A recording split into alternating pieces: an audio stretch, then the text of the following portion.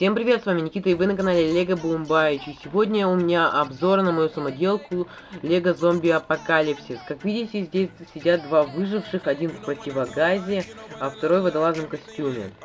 Как видите, на первом плане расположены два оружия, это калаш и ружье.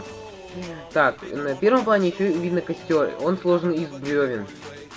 На первом плане еще видно всякую листву и сзади лес.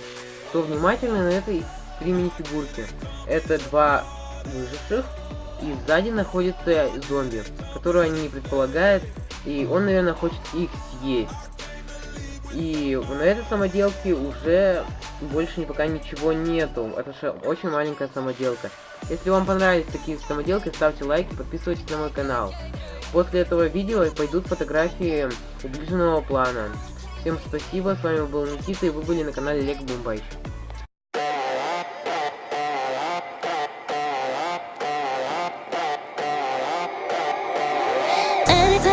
I'm alone, I can't help thinking about you. All I want, all I need, all I see is just me.